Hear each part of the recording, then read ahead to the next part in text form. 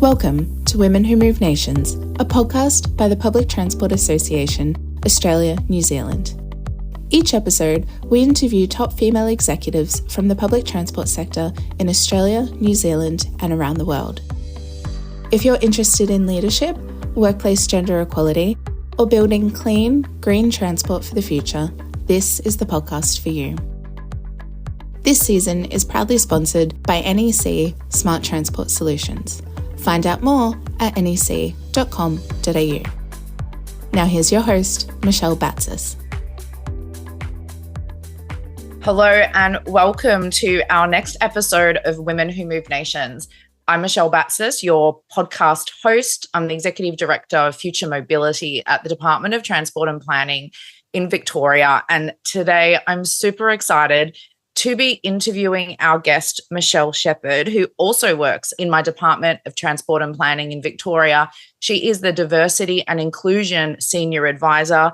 She's also known as Mama Mish in her community, which I'm really looking forward to hearing more about today. So, Michelle, welcome.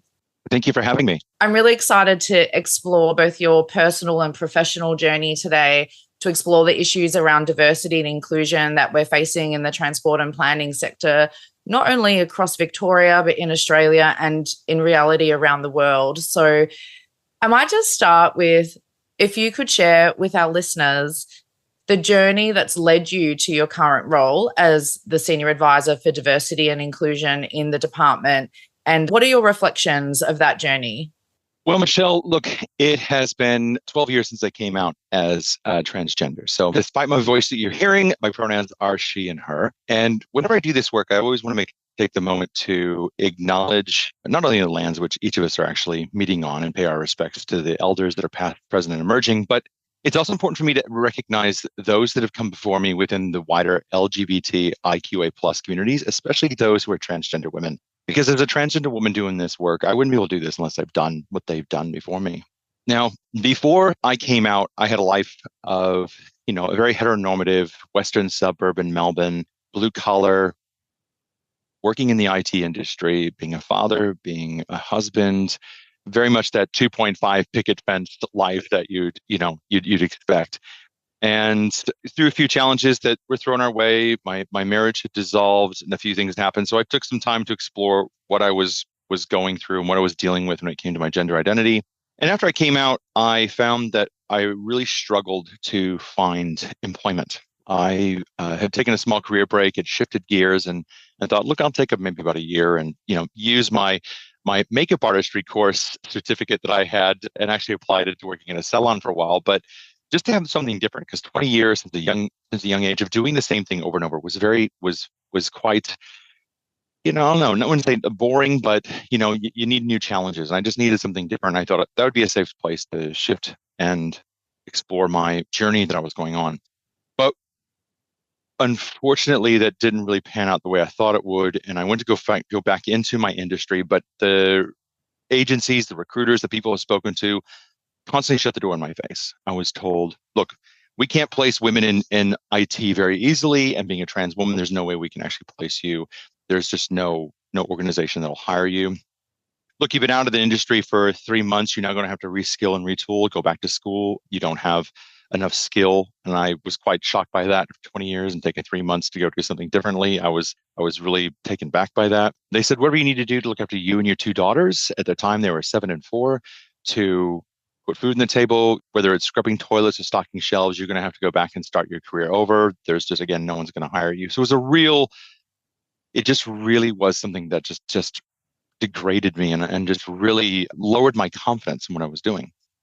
So I became a D&I practitioner by accident, by doing a lot of public speaking, consulting with organizations who eventually came my way and had met me through doing radio with Joy FM, and wanted me to help them sort of understand some of the challenges they were facing when it came to trans people, because they felt they could gravitate to me, they could talk to me and have a real, honest, open conversation. So through the years, I had worked for a few other different companies, did a little bit of consulting, but eventually it was meeting through a job as a consultant to come in to do some training with a level crossings removal project. That immediately, as soon as I was done doing the second out of 3 sessions, they're like, we've got a role we actually think you'd be interested in. threw me the jobs description and said, "We would love to bring you on." And I was like, "Yes, that'd be amazing." Because I myself, when it came to public transport, found a lot of challenges of being physically attacked, knocked on my back, spat on, called many derogatory things while traveling, having my photos taken, being stalked and followed at train stations. So for me, it was something that really fed into what it was around my employment advocacy and the barriers that I had seen. It really aligned well with my values being here in transport. Thank you for sharing, Michelle. What an incredible story. I have so many questions to ask you, and I'm just reflecting just before we started the interview when we were having a chat.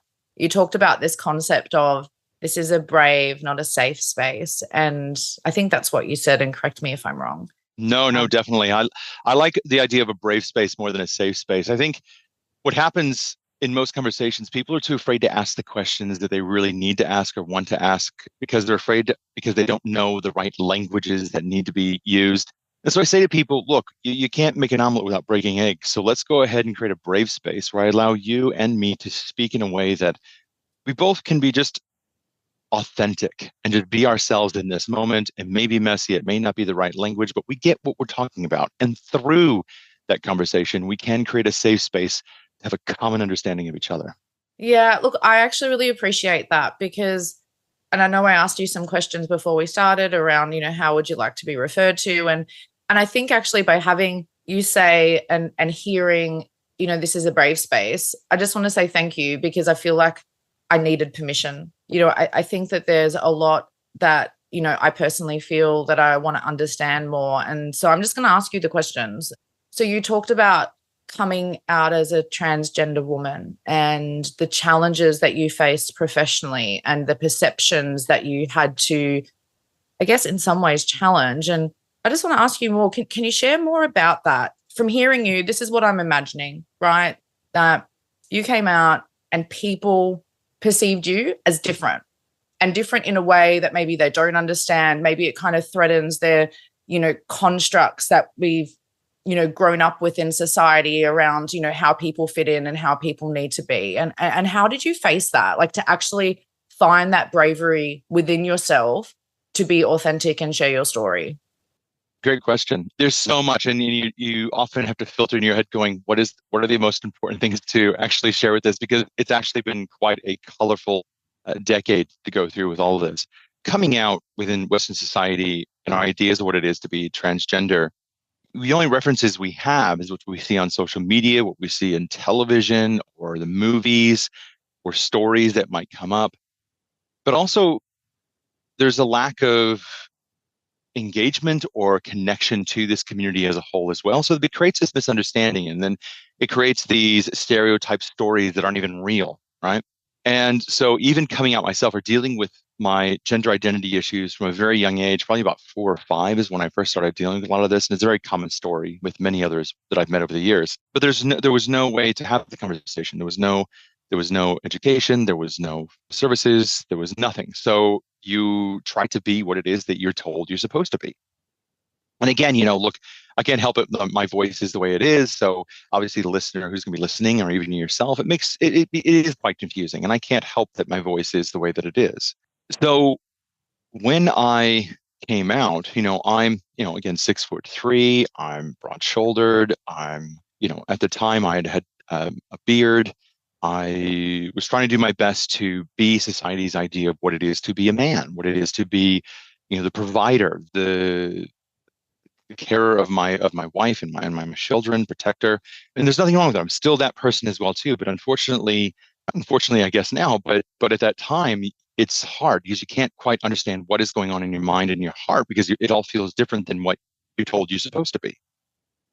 So when I started exploring this, I had my own maybe transphobia or my own issues around what it is to be transgender because the examples I had in front of me were quite scary as well.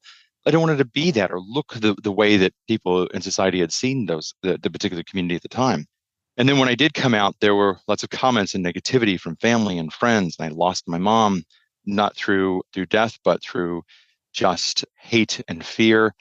I lost my siblings, though my sister and I have only recently started talking again. My relationship, even though it was broken down became even more fractured and I lost access to my children. So, you know, your own confidence, who you are, you're torn apart, you're broken down, and you have to rebuild yourself in a way. And sometimes many of us don't have maybe the skills or the tools to rebuild ourselves. But also coming out as transgender, you're no longer part of men's spaces, not even say gay spaces as well. Because there's times I go out with my gay friends and we're sitting there having a beer, having dinner, and they're off going to a gay men's space, and I can't go because I'm not a man anymore.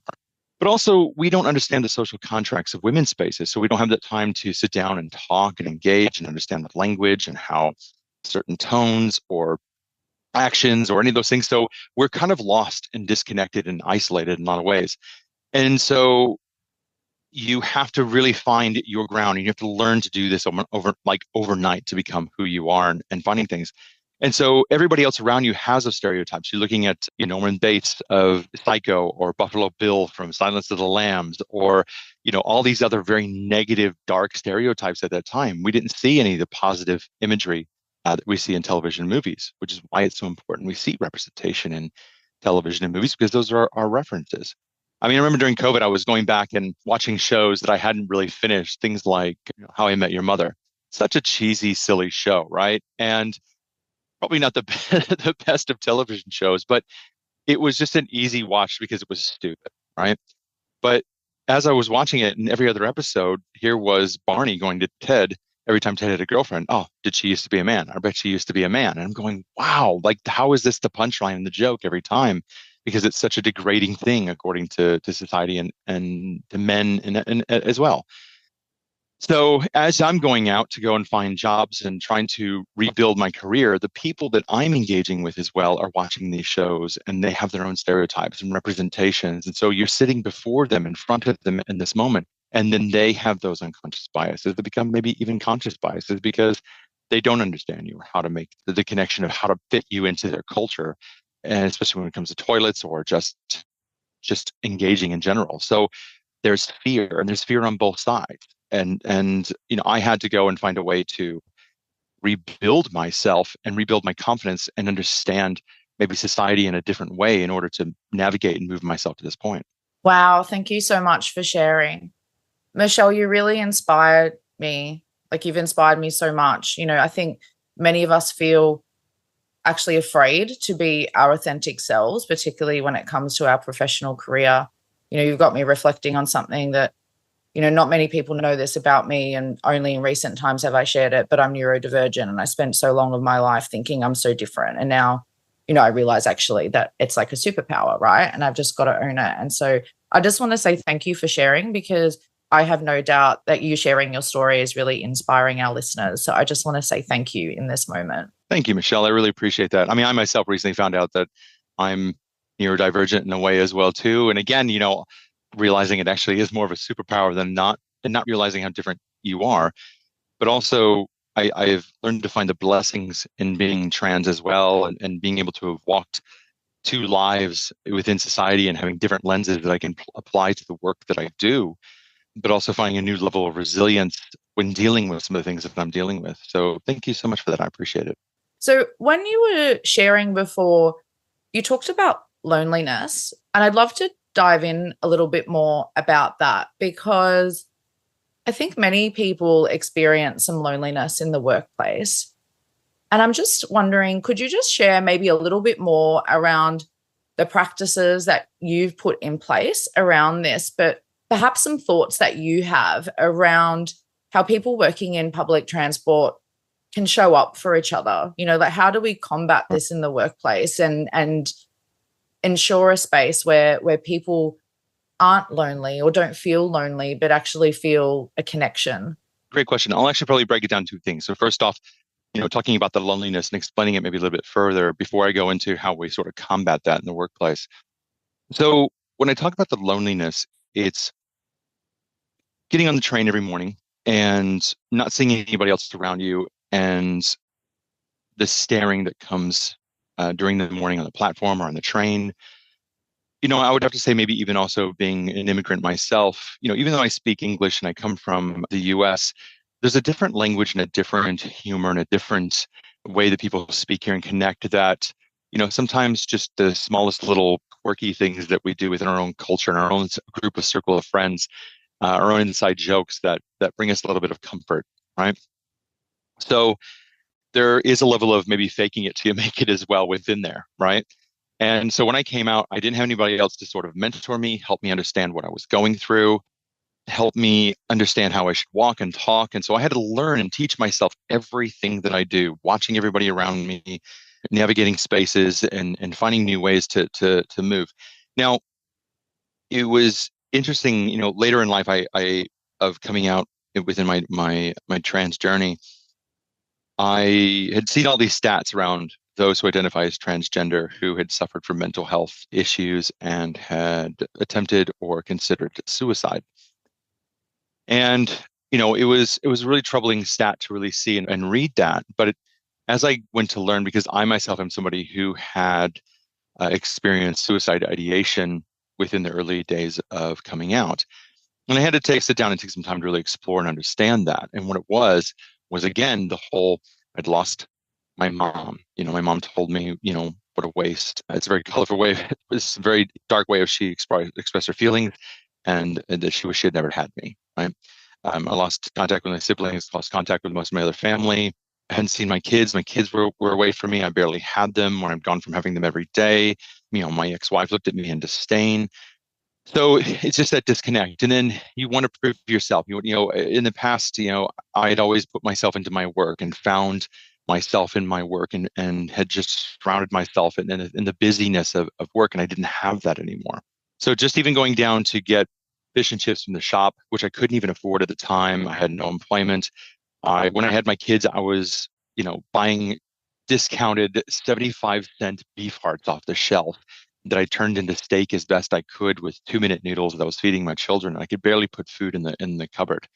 So I was at this point, this extreme low point, where I actually had planned a last weekend with my daughters, and it was this weekend I had with them that sort of flipped my mind and turned things around for me. And I realized I have so many things that I need to do, and I'm not going to give up. And funny enough, I won't talk about necessarily my faith or anything like that. I've got my own unique faith that I have in the universe.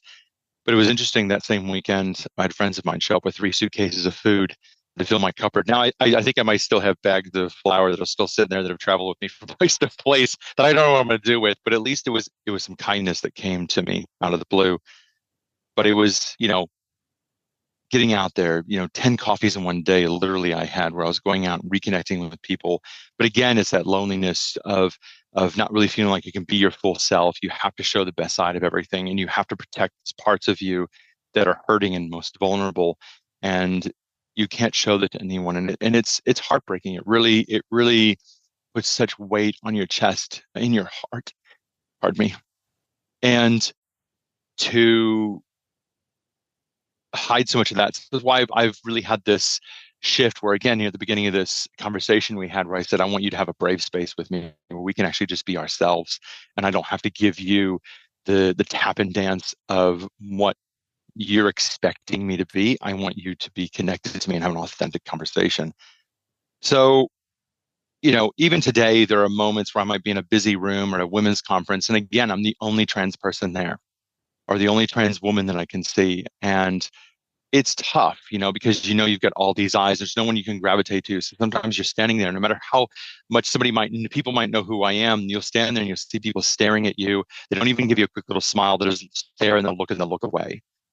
But when they finally hear you speak on stage and they get a chance to hear you present, or I have disarmed them and I made them feel more comfortable, then people will come up to you and become your friend and actually want to engage with you. And it's funny, like I was at a conference recently, and after I had spoke the day before, the next day there were like 3 people who came to me from different tables wanting me to be at their table to engage with, which I found interesting because nobody wanted to talk to me the day before.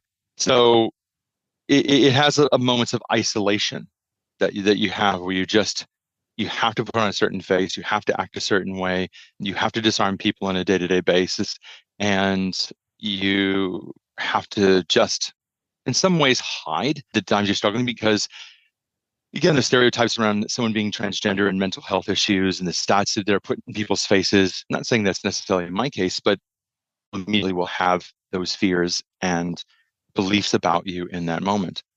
And that's why, when we look at how do we change that in the workplace, which is why one of the things I'm so excited about with the Department of Transport and Planning is how we have a strong diversity and inclusion focus where we have people with lived experience who are working within this space. Because if you actually work in diversity and inclusion in many other industries or organizations, whether it's private or public, it's usually one person with a lack of diversity within their own background who is actually trying to go and run very tick box programs to do diversity inclusion and create employment pathways or targets, internships, but it's always with outsourcing with different organizations. But with people with lived experience, we're in there. We can help someone who's affirming their gender or coming out or transitioning as we would know, or someone with disability and doing a casework and adjustments, or someone, who might have an invisible neurodiverse diagnosis that comes through and how we help those make those adjustments in the workplace, or someone who's First Nations. So, that's why, we need to have a different way of looking at how we actually do this work internally in organizations to help onboard and diversify our workforce. Our workforce should represent the people who we're supporting. And for me, though, still on a day-to-day basis, I am, again, the only trans woman I see. And only recently we've brought in an intern in my space who is a young trans female who is working in the team. But again, it also comes down to leadership and mentoring and coaching. I don't have anybody above me who identifies necessarily as myself to help maybe navigate some of the things I'm navigating. And I really look forward to when I can connect with other senior leaders who want to invest in me and help me and coach me and mentor me. But then when I go to then be a mentor and coach to say to what we say as a cis woman. So when we say cis, that means that you identify as the gender you were assigned at birth. How would a cis woman feel if I were to be a mentor or a coach to them as a trans woman? And there's still those negativity or negative feelings about, say, someone like myself helping a younger woman or another woman trying to navigate this space. So it's quite challenging. And we need to start breaking down those things by doing even things like this, podcasts like this, or conversations like this, where we can help people understand more. PTA ANZ is proud to bring you Season 7 of the Women Who Move Nations public transport podcast in partnership with NEC Australia. With over a century of innovation and a strong commitment to creating a brighter, more inclusive world, NEC is dedicated to gender equality and diverse perspectives and is amplifying the voices of women leaders in public transport. Struggling to hold on to your drivers? Transform your bus operations with NEC's Turn by Turn, the first bus navigation system built to reduce driver onboarding and training significantly. Head to nec.com.au/STS.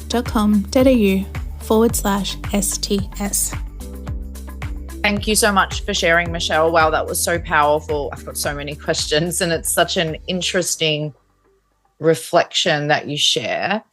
I just want to ask you something straight out, right? So Sure. This podcast is called Women Who Move Nations. I feel really strongly about it. When I started it a few years back, I was over it. I was over just seeing men everywhere in these senior roles, and then men, I guess, being profiled because of that. I had the privilege of going to so many conferences and traveling the world. And I don't know if you've heard this concept of a manel, right? Which is like a panel of men. Occasionally you'd see a female, a cis woman being the moderator, right? And there'd be a scramble to be like, how do you find women? And so many conversations I've had with event organizers who say, it's just the reality, right? Of, we can't find women. And actually what I've found in the journey that I've been on is that there's plenty of women. You just need to find them. You just need to encourage them. Actually, part of this was raising the profile of women, really. But it just gets me thinking, right?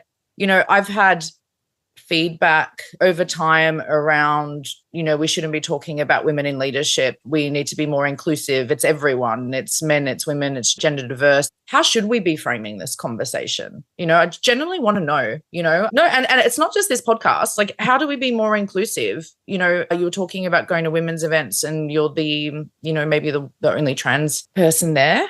What are your reflections on that? So this is where I lean into two paths that I've walked in life, right? And there's somebody who's walked and lived and worked in a lot of blue collar spaces. So what I'll do is I'll take a step back to, my previous life. And I remember, again, you're trying to hide the parts of yourself that society says is not right and is wrong. Not trying to show my femininity or who I am as a person on the inside and trying to mask that by being as much of the man as society says I should be. But I really found it a struggle. I really found the toxicity, the negativity, the men who were aggressive, who just swore, who did some of the worst stuff I'd seen, just in language and body language and attitudes towards each other. It just kind of felt like just a dog eat dog kind of stuff. It was just really, really full on. And so it really did bring me down as a person because I just really didn't feel like I could ever be my full self at work. And when I tried to express myself, even in my own personal life, if I had done painting or oil painting or sketches or had done a makeup artistry course, I remember even the language that came from my wife and even her friends and our circle of friends going, "Oh, well, what are you? You poof? Are you gay?" And I'm like, "Well, no, I'm not." And it was, again, you don't know who and what you are. You just know this is who you are as a person. But when my wife was running her own business from home, I still had to work and do what stereotypically you do as a man or as a husband. So she was having our children. She was running her business from home. If I had the option to take parental leave or paternity leave or whatever, the way that you say most women are able to take, I probably would have taken that option and been there at home to look after my children so she could continue actually building her business from home. She was a makeup artist herself and doing lashes and nails and this little salon from home. And it would have been important for me to help do that for her, right? But again, there was really no options at the time that I could take that. And if you did, you would have been like, "Well, what is it? Your wife's the breadwinner and you're weak."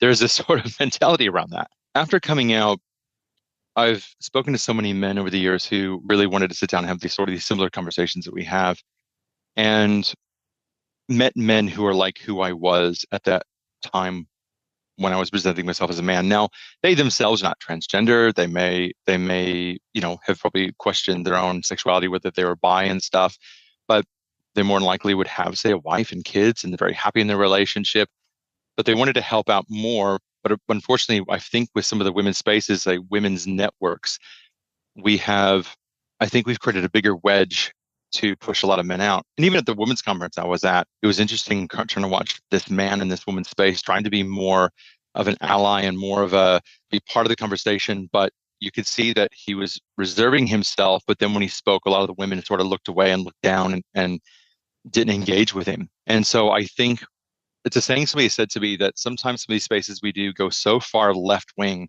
we become right wing and we become exclusionary as well. And I think when we do a lot of this work, we should be talking about the gender equity or gender equality spaces or gender equity.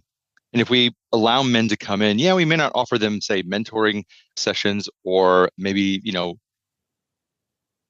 different tuitions or extra skills or extra whatever to make them up the same level like we're trying to do for women, say with women in transport, some of these other programs.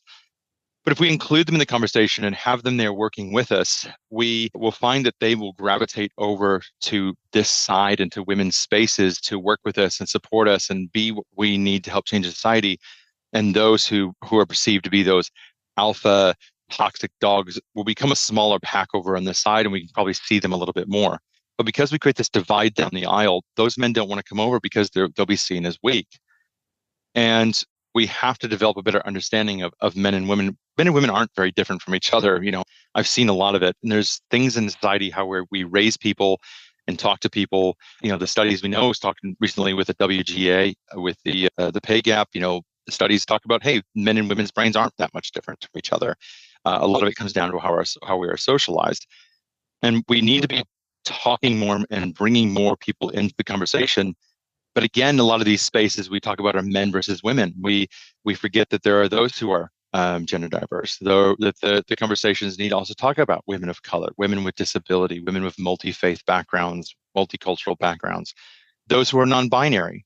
There are people who are non-binary who have have lived experience of living socially as a woman in society, have been impacted by society's pressures and stereotyping and the way we raise women as well, that has impacted how they engage with society and interact, but they don't themselves see themselves or navigating or being part of women's spaces, or even as a woman themselves, they feel quite different. And I've met so many people who I can say, yeah, I can definitely understand and see why someone would be identified as non-binary. But we should still open those spaces because they have some lived experience they can share with us. There's so much wisdom still in there. There's something things they went through. I think there's a space for women or moms or multicultural women to still come together. Those little smaller fractured groups that need to come together. But as a whole, with gender equity spaces, there should be a space of thought and of conversation and how we get away from women versus women or women versus men, and how we work together around gender equity as a whole within our industries. Yeah, wow. There's a lot there that I think our listeners will be really thinking about as you shared. You talked about this concept of allies. And I think, I've heard from colleagues like over the years, say, male colleagues say, I want to understand, I want to know more. What advice would you have for individuals who want to be allies and they want to support diversity and inclusion in the workplace, but maybe they do also have, that fear around, what's safe? How do they be brave? How do they have those conversations and how do they support women? Oh, look, I'd have to say myself, again, going back and using those two lenses. So going back on how I was living and navigating life, I was sort of looking internally, trying to hide my stuff inside, trying to focus on my own little bubble, looking after my family, protecting my family, that the issues that were around me weren't necessarily as important as what I was doing, focusing on my family. So a lot of the stuff that I deal with and talk about around the inclusion stuff or understanding the challenges that are around me, I probably wasn't as aware of those things around me, which is very unfortunate. But I'm working to do my best to be part of the change now. But when I came out, I was very aware of a lot of those things. But I think the biggest challenge we have, Michelle, is there are so many people who have walls up and chips on their shoulder that go, you don't identify as me. You don't know my story. You don't know what's going on. How dare you say this? How dare you say that? Oh, great. Here, another man's going to open up. And trust me, I've experienced mansplaining. It is a bizarre thing to actually have somebody talking down to you or explaining something to you, even though you've been doing something in an industry as long as you have, and you just have to stand there and just go, sure, whatever, I'll let you just talk because we'll just get this over with. But we need to find a way to lower those shields, put down those walls, take the chip off our shoulder, and find a space to understand, right? So there are people who want to come in and work and be part of this and be part of the conversation, but what they're afraid of is somebody saying something wrong. They're afraid that they themselves saying something wrong to upset somebody, that somebody's going to attack them, going to be aggressive towards them. Look, I get it. We're tired and we've had it, right? I get it as well. There are days where even though I do training of frontline customer service staff within our wider industry or even authorized officers, I'll walk off of a train getting a photo taken. Somebody has said something to me. Somebody has done something. I just got done being misgendered while I'm getting a coffee. I'm going through the barrier and someone then wants to talk to me. And I'm like, just F off. I don't have the time for this right now. And then not realizing this person's like, oh, Mama Mish, how are you? Hey, I just wanted to let you know, thank you so much for the training you did. You've really left so much with me and it's really added some of the work I do. And I'm going, oh my God, I feel like such a jerk because I'm sitting here going, leave me alone, bugger off. And all this person want to do is just have 5 minutes with me because they're excited to see me, when I'm thinking they're going to want to talk to me about my card or something like that. And I don't have time for it. And I think we just need to take a moment back and just realize everybody else around us is just as vulnerable and just as insecure as we are in these moments. And we need to create better places of conversation and maybe bring everyone to the table to go, how do we make this change together? But you need to leave your things at the front door if you come in this space. Yeah. Okay. Well said. I love this. I love where we're going. Okay. You talked about training. Let's actually talk about your day job. I'm thinking, oh, well, we're over half an hour in. I really want to hear about your day job now. The reality is, Michelle, and obviously you would know this, is that like heaps of organizations don't have a diversity and inclusion manager. And I think that I've heard people question, do we need one? I'm going to just call it, right? Reality, just generally, in the sector, there know so many people who work outside the transport sector as well. So what do? What's your day-to-day look like? I love this. So the best way I always describe to people my job is my day job is my gay job. I'm so blessed to be able to go and not just focus on diversity and inclusion within the workplace, but also focusing on specifically things that help my wider community. Now, people don't often understand that LGBTIQA+ encompasses everything. So you get people with disability, whether they're visible or invisible disabilities, people of multi-faith, people of color, people of different diverse backgrounds, whether they're non-binary or whether they're male, they're female, whatever. It's not just gay. So I've had people say to me, yeah, but isn't it just gay? So what does gay have to do with all the other stuff, right? So it's a very complex space with complex needs. So my role is senior advisor for diversity inclusion within the Department of Transport and Planning, focusing on LGBTIQA+ programs throughout, not just the department, but within the industry, but also collaborating with the wider Victorian Public Service. So back in 2022, there was a 10-year strategy released by the wider or whole of Victorian government called Pride in Our Future. So from 2022 to 2032. And what this was a collaboration between from the wider community. So we're talking about, lesbian spaces, gay spaces, health spaces, mental health spaces, employment, etc. And within the Department of Fairness, Family and Housing, they have a department called the Equality Branch. And they have an implementation plan that reaches out to all the different departments of the whole of Victorian government.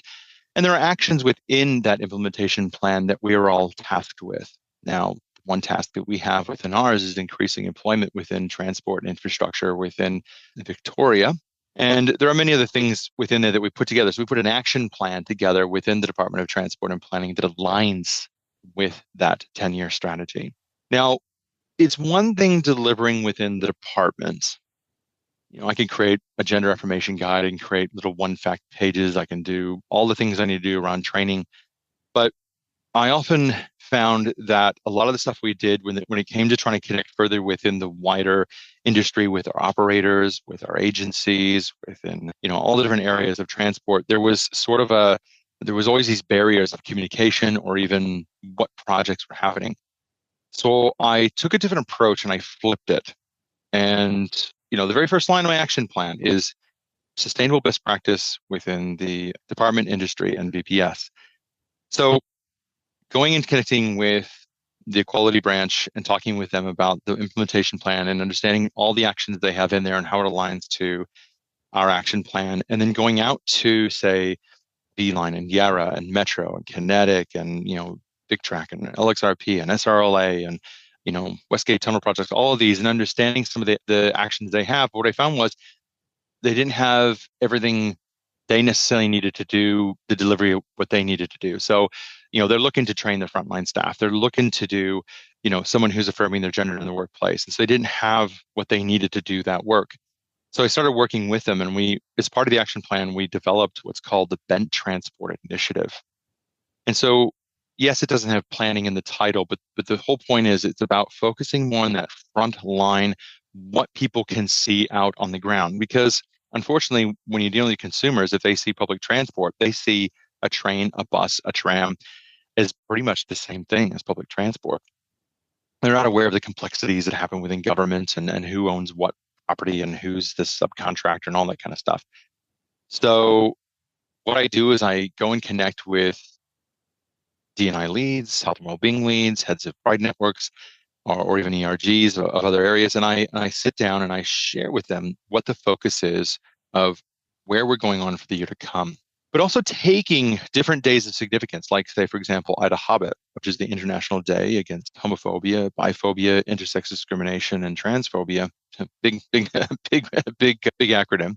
Instead of focusing on just, say, one small piece and doing just cupcakes and a banner and a flag, we now come together as an industry to say, do something that we can either connect with commuters or how do we deliver something or announce something that we can be an industry-wide, say, event.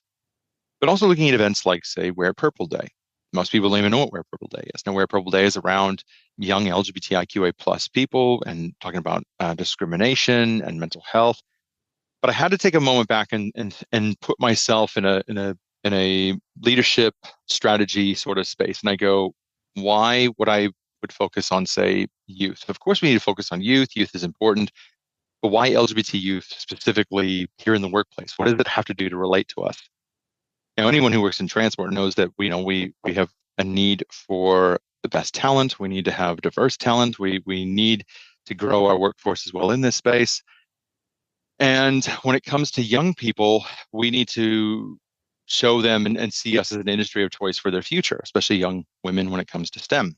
But a lot of young LGBTIQA plus people say that they won't ever have a job because they're LGBT, right? They'll say, I'm trans, I'll never have a job, I'll never have a job, I'll never be, because unfortunately, they can't see the people like themselves working within this industry that we're trying to make an industry of choice.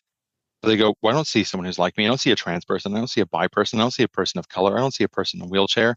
Why would I go there? Who says it's inclusive, right? All we hear is the negative stories that might come through around someone's experience on a tram line or one of the bad things that might happen. But the bad things will overshadow maybe 20 positive things that happened in the workplace. So what I did was said, let's rewire it. Let's flip it on its head. Let's do something different. So we made it an industry day.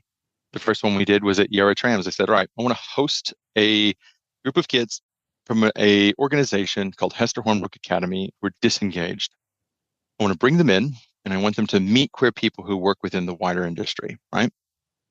And I want them to see that it is actually an inclusive space. It is a safer place than they realize. I do realize we have a long way to go, but it is safer than we realize. Instead of us eating a cupcake, we get to do a barbecue and feed them for a day. And I'm sure some of these kids probably didn't eat breakfast that day or probably wouldn't have had lunch for that day. They get to tour the facilities. They got to actually go in a workshop. None of them have probably even touched tools before. We had these kids putting mud flaps on trams. They get to ride the simulator. They get to ask questions. And by the time they were done, some of these kids wanted to be drivers and customer service staff and work within the industry. So it was a way of changing how we do this and how we collaborate as an industry to show all of how big the industry is and how many options and available career paths there actually are. But what this does, it also then lifts up some of the smaller conversations we need. So how often we talk about bisexuality or intersex variations or trans people or non-binary people in the workplace. It's taking the load off of those groups and rethinking it. We did an amazing interaction with Midsummer Carnival. Midsummer Carnival is a space in Alexandra Gardens where over 200,000 people from across Victoria will come into this space to engage with businesses and stalls and with each other to start the midsummer period. And we came together for the first time as an industry, working together, connecting with people, and we had such an amazing interaction. We brought in a second drag artist through V-Line, the first one's through Yara, and people just gravitated to them. They wanted to talk to them. They felt, and we have this beautiful rainbow bench that we had commissioned and created, and people wanted to take their photos on it, and they felt seen. And the comments we kept hearing were, oh my God, I didn't realize transport was so safe, so inclusive. We didn't know all this actually happened. And it's building that relationship with a community that doesn't necessarily feel safe traveling on our network. And we just recently commissioned and finished getting the first ever survey done for the industry to understand the LGBTIQA pluses community's relationship to public transport. We're the second only by a month to London, who did the exact same survey, ironically at the same time, which ended up actually with myself and the researchers speaking to people at London at night, trying to understand some of their stats and how much they actually related to stuff happening here. Because without the data, we're never going to be able to run certain programs. It's looking at gender affirmation resources and how we then take that, develop it here, send it out into the industry, let them try it out, let them use it, deliver it to their people. Because if I were to go and work at, say, Yarra and then move to V-Line or come up to the department or go to level crossings, I want to know that the policies and the way things are done are going to be similar across all of the different areas of the industry itself. So unifying that, standardizing it. And then once they're done and actually trialing it with their own people who are coming out, they can come back and give me the feedback. And then I can then go and redevelop it here within DTP and make sure that then I'm listening to what they're doing, what they need, how they need it delivered. And then I can make it stronger and more robust here within DTP. And that gives you just an example of how the work I'm doing, collaborating with industry, trialing things out there, then delivering further back into here the tools that the industry actually are looking for instead of us actually dictating to them what we think they need.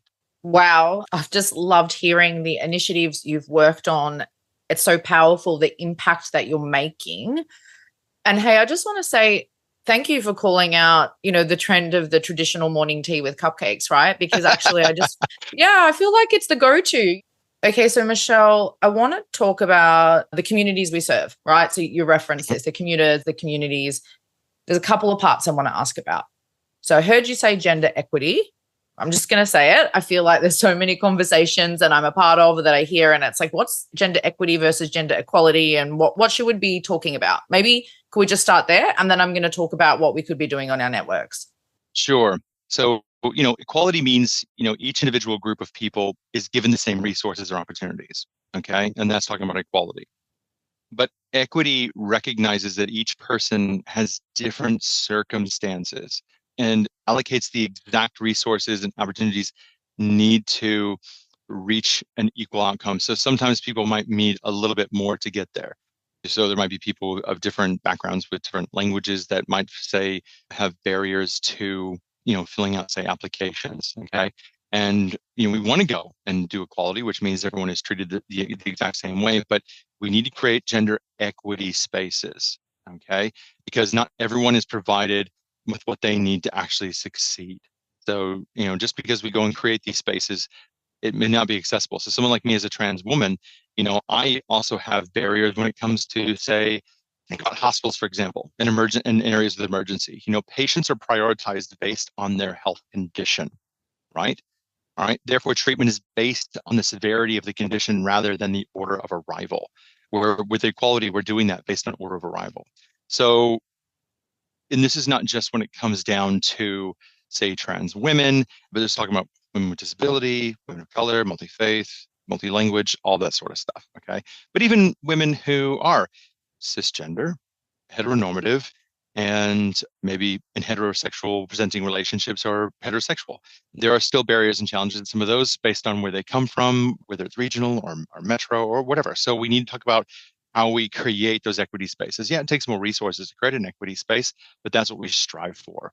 And for me, I may become being someone who has lived a heteronormative life as a man before coming out. The things that I've had have been lost. And so in order to go and have what I need in life to be in the same room as some of these spaces, there are times where I've had to have the conversation around equity and a little bit of support to get there.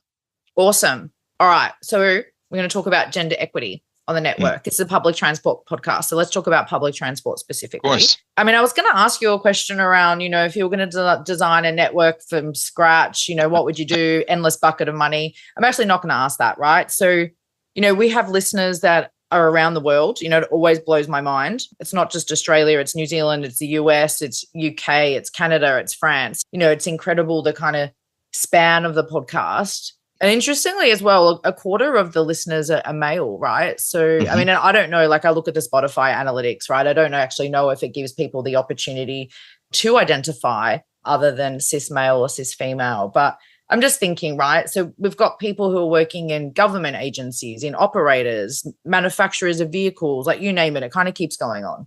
So let's just think, if you're working in an organization, if you're an individual working in this public transport sector, what is one thing or, maybe a top kind of initiative that you think that we could be doing in the sector to improve gender equity on our network? Let's call out the common things, right?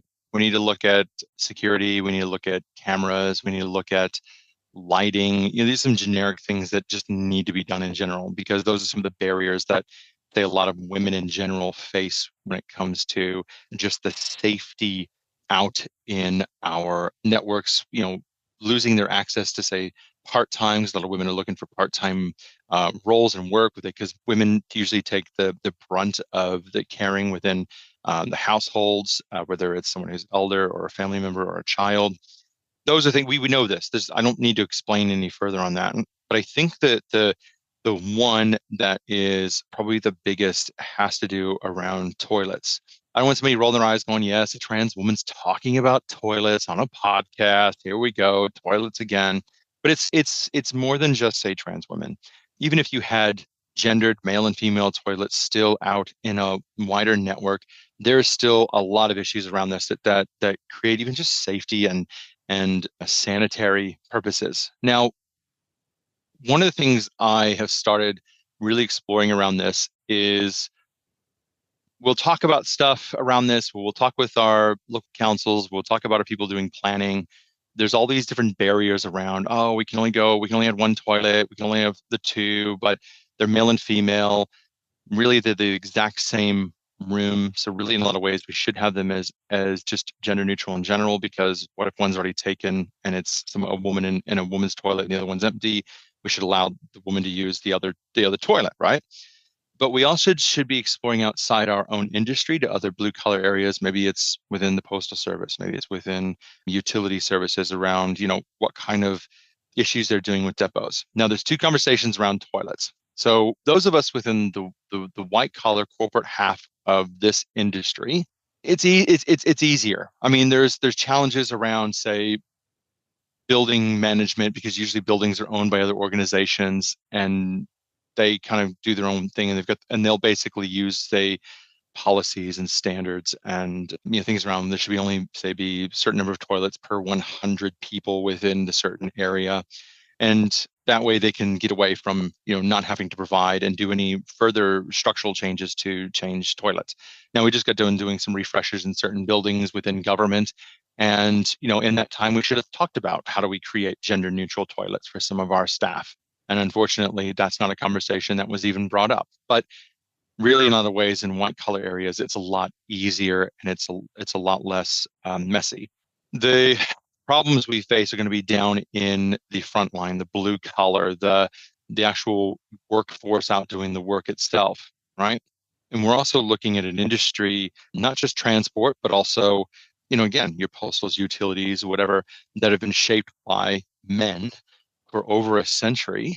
And we got men who work in this, say, these industries who have been in there 40, 50, 60 years, the Kevos, the Shannons, the Micks, who, just want to do their job, go home, and don't give a crap if someone new with diverse is coming in. They just want you to do your job.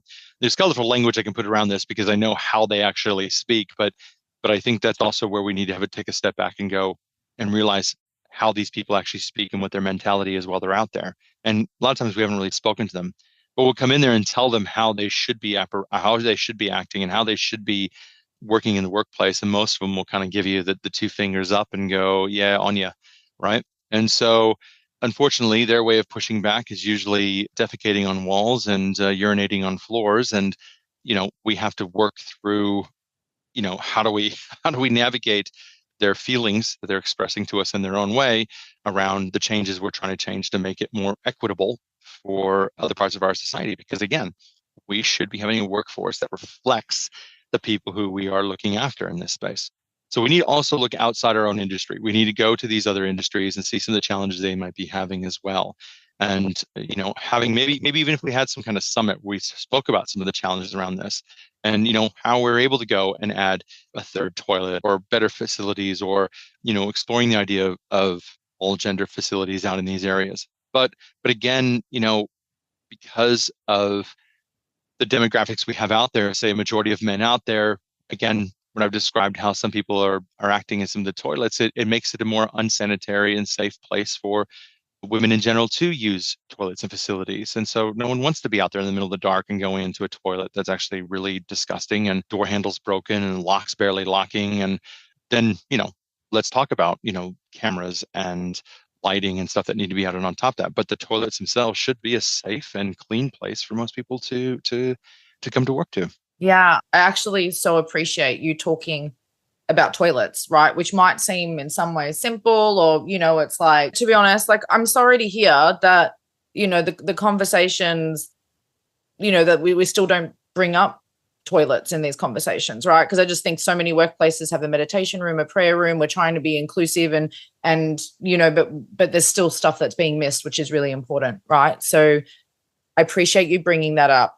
I'm conscious that this podcast is probably one of the longest I've done, and I could honestly keep going for an hour with you. There's so much I want to talk about, but just going to ask two more questions. I want to ask about leadership, and I want to ask for your advice for younger people entering or in our industry. Okay, so if we talk about leadership, there's these kind of traditional skills around leadership. There's practices that we undertake. How would you describe your leadership style? What are the practices that underpin that? Oh, it's funny. Like I've come from such a Gen X background, Midwest, Midwest sort of old-fashioned mindset that I always appreciate people who show initiative. I don't expect someone to run out and go get me a coffee or do those sorts of things and just be there to snap, but also someone who understands the stuff they're doing is a little complex. Just people who show initiative. I like to really hear some of the things people are going into that they're maybe struggling with and being open with me. I don't want people just showing up and telling me everything's okay if it's not. I really want to look after the people that I'm with, because I feel that if you invest in people and look after them, they'll actually do a lot more for you and for the work that they're doing. But also making sure that they also feel like they're heard, that I go to them and go, well, what actually do you think? This is what I've done. This is what I'm doing. And I know I'm applying the learnings and the teachings that I have here, but I'm curious to hear things from you. There's also a bit of a divide in mentality with maybe some of the older generations like myself. I'm on my 46 now, almost 47. And, we got young people coming in who are in their 20s. And so there's a big divide in attitudes and what we will and won't put up with. I've learned to navigate and move between spaces depending on the people that I'm with and working with, to make sure that I'm trying to hear and also respond in the way that other people are hearing me say from someone of an older generation, right? But I'd say some of the things maybe I have to work on is probably more of a work-life balance myself. I've had to, for over 12 years, work hard to be visible, be seen, show up in the moments that I know no one else is going to be, and just take every opportunity. There was an example where I was at conference and I saw this secretary leaving after speaking, because most speaking sessions or conferences, most people will come and speak and leave, but I'm somebody who will stay to stumps, right? I'm there to the end because I want to engage and connect and network as much as I can, because who knows what kind of opportunities will lie in the room. But I purposely got up when I knew they finished. They were on their last question, talking to the panel presenter. I went out and got myself a cup of tea, and I took my time making the cup of tea, and I knew they were going to come out. And so I made, oh, hey, it was lovely to chat to you. Peter, wanted to say, and he was like, oh, Michelle Sheppard, I know who you are. I said, oh, well, thank you, Peter. I really appreciate that. Thank you so much. And we had a moment, that elevator pitch, that conversation, talking about what I'm doing. And now I have a coffee lined up with that secretary that's coming up, because I showed up. I knew what was happening. I've learned to read the room and get there. And I want to be able to go and help some of these younger generations who do come in and work with me, but there's just a different style, and I have to learn to adapt to how they're operating as well too, because I don't want to come across as toxic to some of them. Thank you. And hey, I just love that you've set up this coffee with the secretary, right? Because it's powerful to have these conversations with the people at the top. Okay, my last question. I always finish on this question, and it's really important, I think. And I just want to acknowledge, though, you've shared so much incredible advice during this podcast for our listeners to really think about. What would be your top piece of advice for people who are early on in their career in public transport and mobility, particularly for women, gender diverse people? What is it that you think that they could really take away from this conversation? Always be curious. Leave your preconceived ideas at the door. Leave the chip at the door. I'm not saying put your guard down and put up with nonsense or, toxicity, but also learn to read the room of maybe someone else's history and someone else's maturity of not being able to do the same thing as well. Work on your skills of pivoting.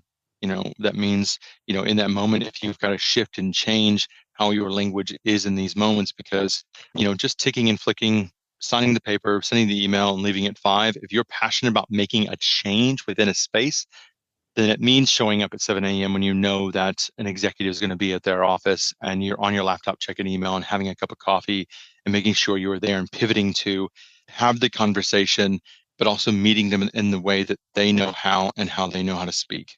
So it's sharpening those particular skills, because just showing up to your job at 9 a.m. and leaving at 5 in the afternoon and just sending out your emails, if you expect things to change just by doing that, it is not going to change. It's about showing up and leaving your bullshit at the door and trying to help, trying to navigate somebody else's at that time, because I tell you, that's how things get changed.